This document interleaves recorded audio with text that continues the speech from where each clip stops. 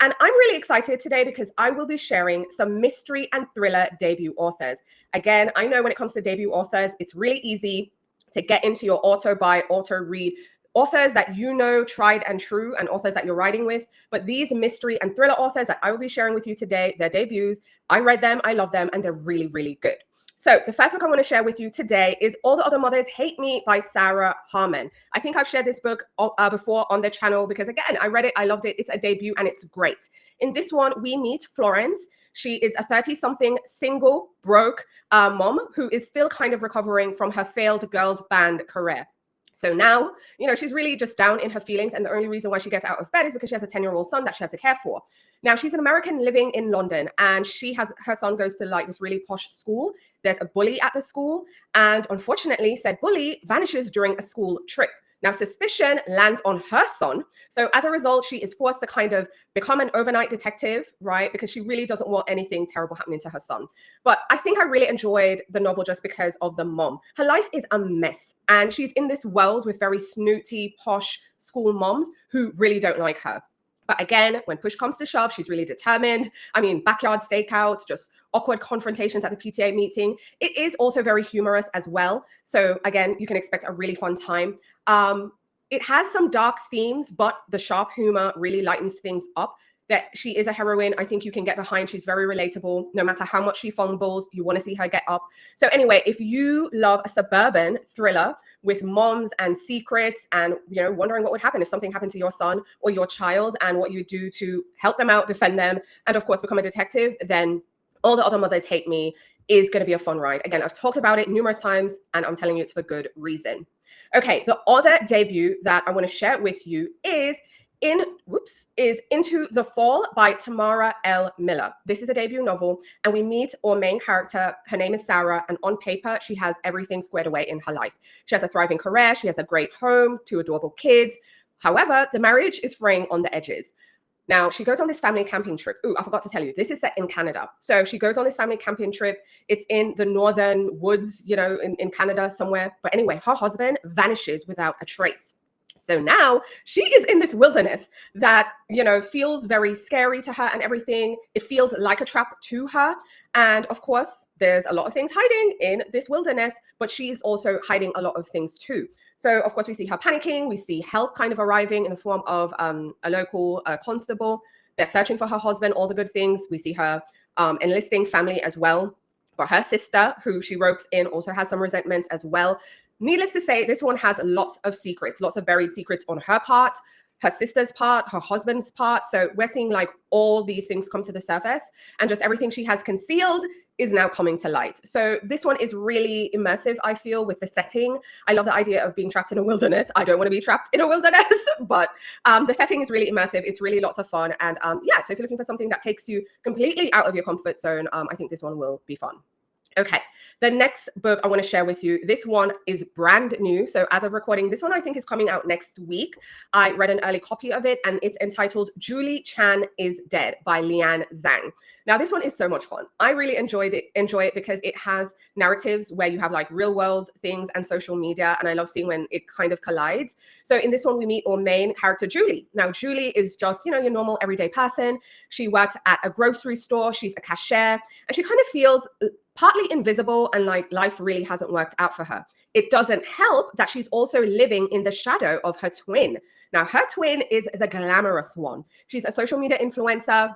She has, hundreds of thousands of followers. And, she has a lot going on for her. So in comparison, Julie kind of feels very small to her successful twin. Now, her twin turns up dead under mysterious circumstances. And what does she do? Again, it's a twin. Come on, I know you know it. She decides to step into her own twin's life and become her. So she, again, now doing all the designer outfits, the sponsored trips, having all these followers fawn on her. Because again, to her sister's life was just amazing. But of course, she discovers that, hey, even though the pictures on social look glamorous and great and beautiful and great, there is some darkness behind things. We see her digging and realize, oh my gosh, my twin's life that I thought was amazing was actually built on lies. And there's someone out there that actually wants all the secrets and all the things buried for good. Because remember, her twin died under mysterious circumstances. So anyway, I thought it was great. It was like following an influencer who you might know, some influencer online, and you're like, wow, their life is amazing, and watching someone imitate that person, both from them doing their live streams to an influencer weekend retreat, private island vibes and everything. So this one is really fun. It's really glamorous and everything, but we see how her initial thrill to being in this world turns into paranoia real quick. So we're getting chilling journal entries, DMs, and just all kinds of crazy things. And there's a storm on the horizon. So if something bad happens on this private island where they have this influencer event, then everything is just going to wash away. When I read this, I immediately thought about Yellowface by R.F. Kuang. So if you read Yellowface and you love that, I know that was more literary satire. This kind of gives that vibe, but because this is kind of a literary thriller too, I would say. But yes, it's just one of those thrillers about the people we watch and see online. So that is Julie Chang is Dead. So this one is coming out next week. Yes, I said that. Okay, the next one I want to share with you. Oh my gosh. The title alone caught my attention. It's A Murder for Miss Hortense by Mel Pennant.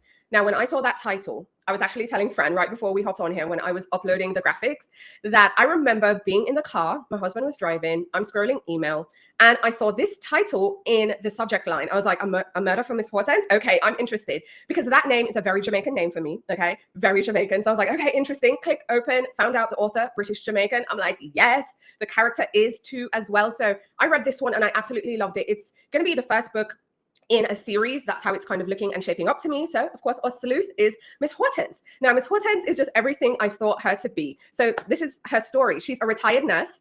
She's big into gardening. She loves her gardening. She loves her cinnamon roll buns. And she is living in England. She immigrated from Jamaica in the 60s, which I'm like, oh my God, perfect, like family history and things lining up. And just a quick background without going down a rabbit hole is a lot of folks from the islands emigrated after the Second World War. And we're called the Windrush generation. So I'm like, okay, that is Miss Hortense. You know what I mean? So it just leans into everything, just, British and immigrant and Caribbean, because again, the colonies were a thing back then. We were all colonized. So anyways, so that is Miss Hortense's background. Again, typical nurse. She loves the garden. She loves her buns.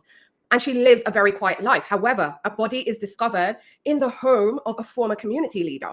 And this is a big deal because there's some things from her past. It kind of opened up a wound with this person because she was betrayed by someone. I really don't want to spoil it too much, but she was betrayed by a person. So when a person shows up dead at this person's house, it kind of brings back things to her. And because she has that background with that person, that past, that betrayal, she's the only person in a way that can kind of stitch the clues together because of her experience. So I love her as a character, seeing her decipher things from a note, kind of quoting scripture, because, island people are very religious, okay, and superstitious. And seeing her being haunted about the guilt over friendships and secrets and things that she's buried. Lots of church gossip, okay? There are widows, there are evil forces involved in as well. So we kind of see the suburban neighborhood, the unraveling of all the secrets and the alliances just kind of come to the surface. I love seeing her reconnect with some estranged friends. So that was really, really sweet. I am going to stop before I spoil it and just say, seeing her confront the people who wronged her in the past and finding new solidarity in the community is very, very well done.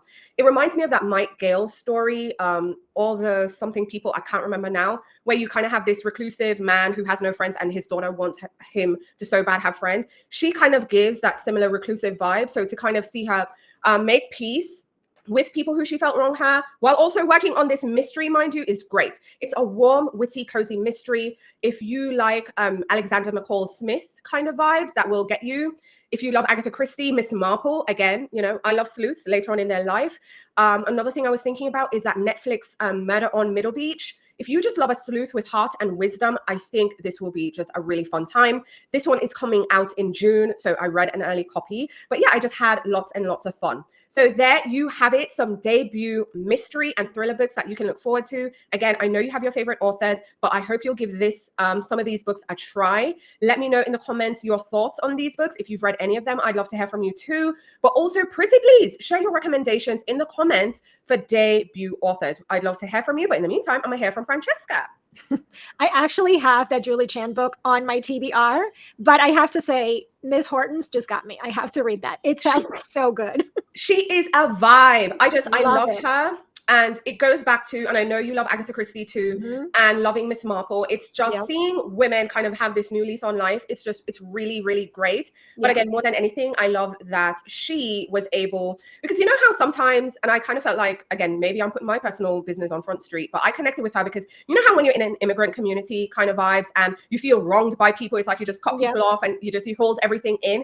She's that person, but then kind of seeing her come out, I kind of liked it. So I like seeing her evolution. I like seeing her story. I'm excited to see, you know, what the author does next in future Miss Hortense installments. So it's really exciting. Erin, friend of the live. Hey, Erin. Hey. Erin says Julie Chan sounds fun. It really, really, really is fun. I think, again, I love anything that is a critique of influencer culture. I know you're watching us and you're probably like, oh, you influencers. Honestly, I don't consider myself I'm more of a content creator. Listen, I come on here, I give you the real. I'm not putting on, okay? No. So to kind of see like those glamorous influencers, I love them. I love seeing when things happen. And I think Yellow Face by R.F. Kuang is kind of similar, where you have a friend who kind of feels less than, and then a friend who has a glamorous life, then you take over that glamorous life and you realize, okay, it's not all it's cut up to be. I'm also happy Erin is pre-ordering Miss Hortense. Yes, it is fun. It is so fun. I hope people will read it.